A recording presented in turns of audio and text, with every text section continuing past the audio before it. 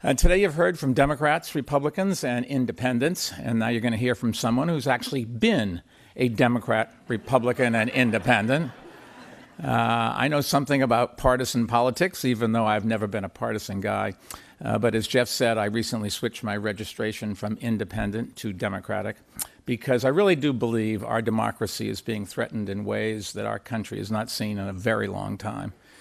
Key points in U.S. history, one of the two parties has always come up and served as a bulwark against those who threaten our Constitution. And so I re-registered as a Democrat because I think it's up to the Democrats this time to provide the checks and balances that our nation so badly needs. But even as I support Democrats this fall, I will always believe, that I've said many times, no party has a monopoly on good ideas. Both sides can learn from each other if we are willing to listen to one another and follow facts and data and respect science. Unfortunately, none of that is happening right now in Washington, and the party in power, the majority party, the Republican Party, has refused to accept responsibility. You know, one of my political heroes was always Harry Truman, who kept a sign on his desk that read, "The buck stops here." In other words, even though he wasn't to blame for every problem, he took responsibility for every problem. And to me, that's what leadership is all about. And you certainly don't see that in Washington.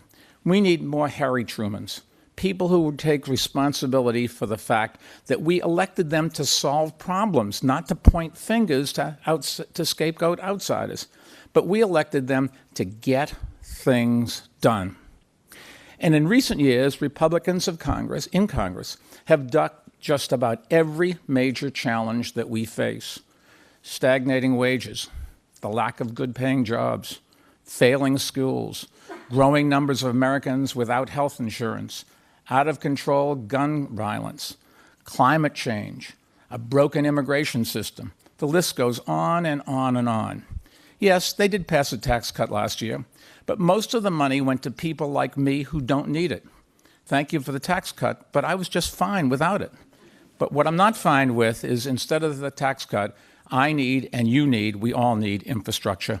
And the money that they gave away in the tax cut to individuals was the money that were going to spend on infrastructure. Now, all of those issues I just mentioned, we can agree on what the exact best policies should be, but it's up to the job of leaders to work across the aisle to find common ground, and that is just not happening right now. Instead, we have a president who acts like he is the leader of a party instead of the leader of a nation.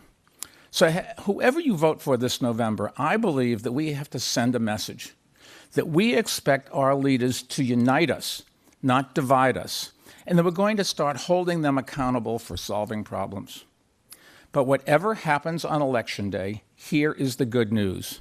Despite the gridlock and dysfunction in Washington, we are seeing some progress on important issues, thanks to cities, states, communities, and businesses.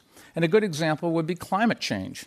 When the White House said we're going to pull out of the Paris Climate Agreement, hundreds of cities and towns, along with businesses and universities and state legislators, came together and they said, we're still in.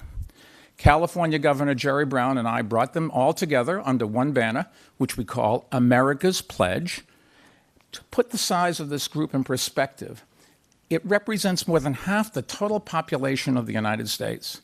If we were a country, we would have the world's third largest economy. And we are determined to fulfill America's commitment under the Paris Agreement, no matter what happens in Washington. I believe we can do it. Just look at the data. Over the last 10 years, thanks to actions by cities, states, and businesses, we have cut carbon emissions more than any other nation. And despite all of the talk about the administration bringing back coal-fired power plants, those plants continue to close at about the same rate that they did under the Obama administration. The reason is simple. The American people want cheaper energy and clean air, and the marketplace is delivering. Let me give you a good example. Georgetown, Texas. It's a city in central Texas of about only 70,000 people, but it is the first city in America that is running on nearly 100% clean energy. And I should point out, in that city, the mayor is a Republican. which goes to show that clean energy can really be a bipartisan issue. Georgetown was the first city to go 100% clean energy, but it will not be the last. Dozens of other cities are now working to meet that goal, and they are taking many other actions that save people money, clean the air, and promote economic growth. They really all do go together. Now, that doesn't mean we should let Washington off the hook. No ways. But I think it does show how local and state governments are leading where Washington will not. And not just on climate change. Gun violence is another example. It seems like every day there's another mass shooting at a church, at a concert, at a school, at a mall. And what has Congress done? Nothing. It is an outrage, and we just can't let it stand. I was in Parkland, Florida 2 weeks ago, where 17 students and faculty were gunned down earlier this year. I spoke with parents and students who are turning their grief into action by getting involved in this year's elections. They're inspiring people all over the country to join them and to support two organizations that really are making a difference: Everytown for Gun Safety and Moms Demand Action. Recently, I met with some of those moms in Georgia, Nevada, New Hampshire, and Pennsylvania. They are taking on the NRA in their own communities, and they are winning. The NRA and their puppets in Congress ought to be worried, very worried. Polls show that more than 90% of Americans support universal background checks for all gun sales. And right now, federal law only requires background checks for people who buy guns in stores. That makes it easy for criminals and other dangerous people to buy guns illegally at gun shows and over the internet, where background checks are not required. But that's why 11 states have already adopted or expanded background checks over the past 5 years. This year alone, 20 states have enacted stronger gun safety laws, and those states, they are saving lives. So we really are making progress. But wouldn't it be nice if Washington actually worked with us and not against us? Imagine how much progress we could make if Washington were on our side, not just on gun violence, but also on climate change and every other issue. We need our elected officials in Washington to stop playing politics and start leading. Now, I know this isn't a partisan event today, and I appreciate that, but it is a citizens' event. And one of the fundamental responsibilities of citizenship is voting. So let me close the event by urging everyone watching to exercise your civic duty and vote.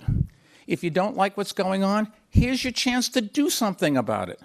On November 6th, we can tell Washington to start paying attention to what's happening in our towns and our cities and start working across the aisle to get things done. If we do that, if we send that message, we can begin moving past this nasty partisanship and division, and we can start becoming the United States of America once again. Thank you. November 6th, vote.